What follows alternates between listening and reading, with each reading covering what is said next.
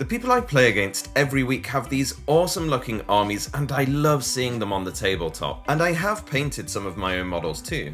But over the past few weeks I've been on a bit of a building spree, having built up 1,000 points of Space Marines and 2,000 points of Tau. The more models I built though and saw this growing stack of plastic in front of me, the more I lacked the motivation to actually get the painting done. That led to a scenario last week where I was talking to one of my new friends who runs the channel Once in a Six Side. James helped me realise I've been putting off painting as I'm scared of messing up my models. However, if I keep putting this off, I'm either not going to get around to building all the other armies I want to play, or I'm going to end up with several armies built but all the models are unpainted, and I really don't want that. James had actually just released a video where he 3D printed and then painted Harlequins in just a couple of days. I was absolutely shocked by how quickly he had done it. James pointed me to an awesome video by Sonic Sledgehammer Studios which would really speed up my painting, and I decided to follow it.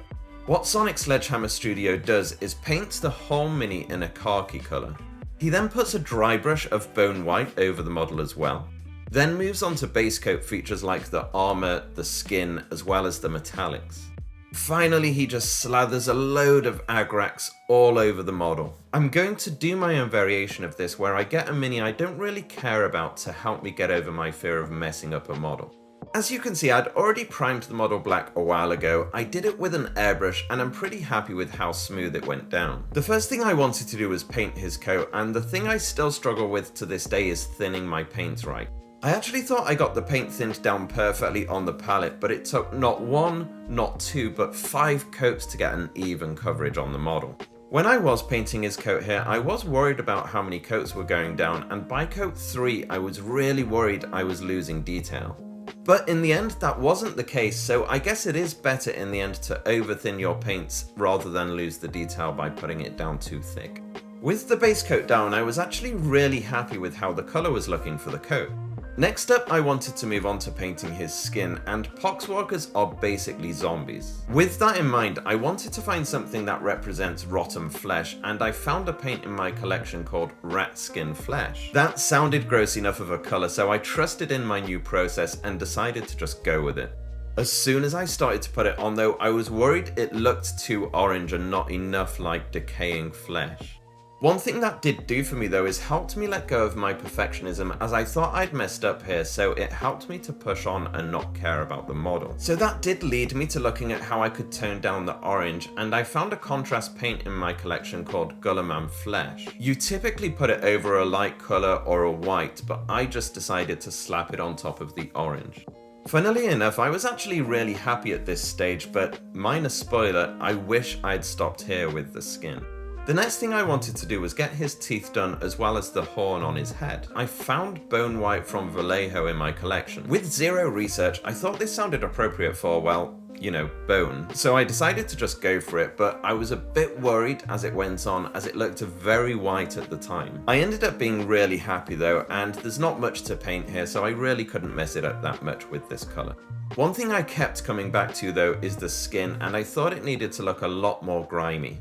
On the Citadel website, you can actually see it's almost black, and I really liked how this model looked.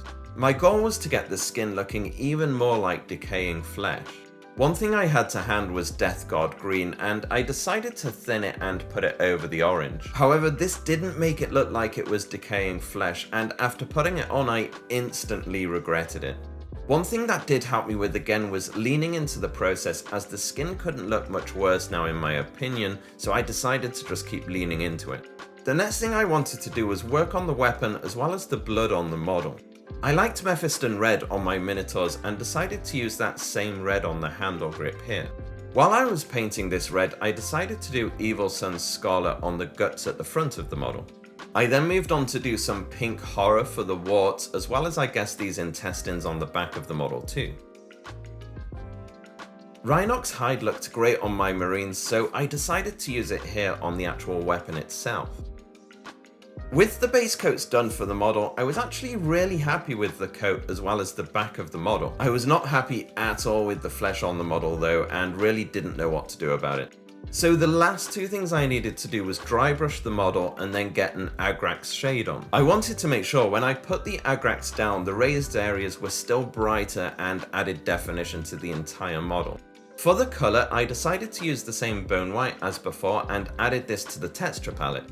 From there, I got it all over the Poxwalker, and while I was doing this, I decided to mask some of the areas which I was less happy with, like his stomach. At this stage, it was actually looking really interesting, and I was curious to see what the Agrax would do in the final step.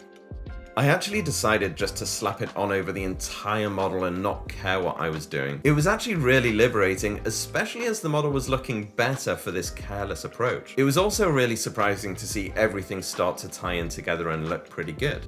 So from start to finish, to get all the base coats down, as well as dry brush and get the Agrax on, it only took me an hour. I'm actually really happy with how it looks and would definitely play this on the tabletop. The back looks especially cool. It looks super gross, and that's really what I was going for here. I'm going to use the momentum from here and start painting up my Tau army. As a next step, check out this video where I cover my favourite tools as a beginner in the hobby. Thank you so much for watching, and I'll see you in the next video.